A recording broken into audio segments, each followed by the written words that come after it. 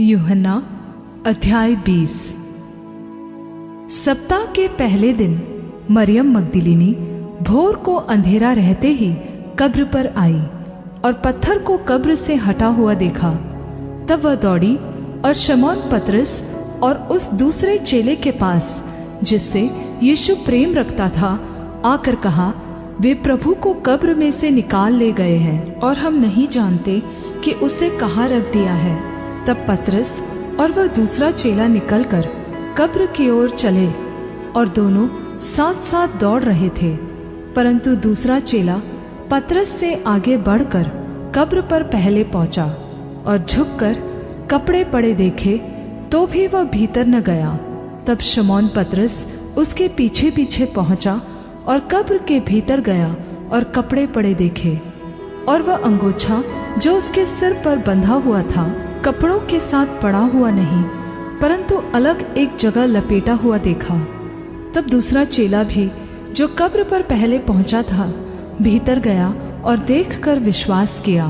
वे तो अब तक पवित्र शास्त्र की वह बात न समझते थे कि उसे मरे हुओं में से जी उठना होगा।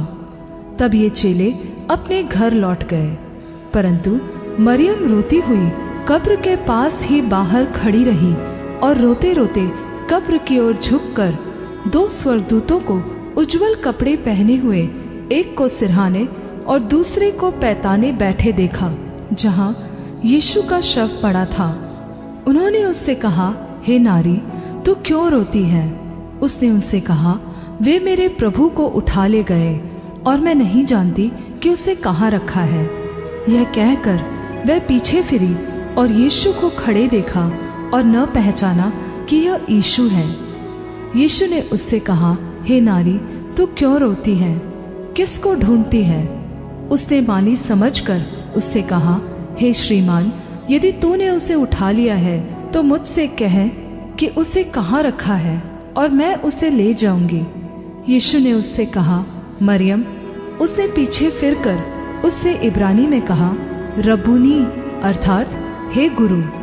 यीशु ने उससे कहा, मुझे मत छू, क्योंकि मैं अब तक पिता के पास ऊपर नहीं गया, परंतु मेरे भाइयों के पास जाकर उनसे कह दे कि मैं अपने पिता और तुम्हारे पिता और अपने परमेश्वर और तुम्हारे परमेश्वर के पास ऊपर जाता हूँ। मरियम मगदलीनी ने जाकर चेलों को बताया, मैंने प्रभु को देखा और उसने मुझसे बातें कही। उसी दिन जो सप्ताह का पहला दिन था, संध्या के समय, जब वहां के द्वार जहां चेले थे यहूदियों के डर के मारे बंद थे, तब यीशु आया और बीच में खड़ा होकर उनसे कहा, तुम्हें शांति मिले। और यह कहकर उसने अपना हाथ और अपना पंजर उनको दिखाए। तब चेले प्रभु को देखकर आनंदित हुए। यीशु ने फिर उनसे कहा, तुम्हें शांति मिले। जैसे पिता ने मुझे भेजा है वैसे ही मैं भी तुम्हें भेजता हूँ। यह कहकर उसने उन पर फूंका और उनसे कहा, पवित्र आत्मा लो। जिनके पाप तुम क्षमा करो वे उनके लिए क्षमा किए गए हैं, जिनके तुम रखो वे रखे गए हैं। परंतु 12 में से एक व्यक्ति अर्थात थोमा, जो दिदुमुस कहलाता है, जब यीशु आया तो उनके साथ न था। जब और चेले उससे कहने लगे, हमने प्रभु को देखा है, तब उसने उनसे कहा, जब तक मैं उसके हाथों में कीलों के छेद न देख लूं और कीलों के छेदों में अपनी उंगली न डाल लूं, तब तक मैं विश्वास नहीं करूंगा।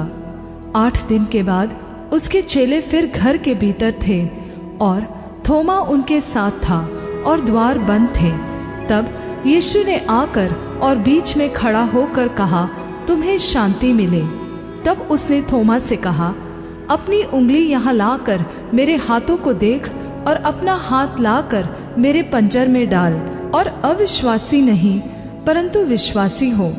यह सुन थोमा ने उत्तर दिया, हे मेरे प्रभु, हे मेरे परमेश्वर। यीशु ने उससे कहा, तूने तो मुझे देखकर विश्वास किया है। धन्य है वे जिन्होंने बिना देखे विश्वास किया।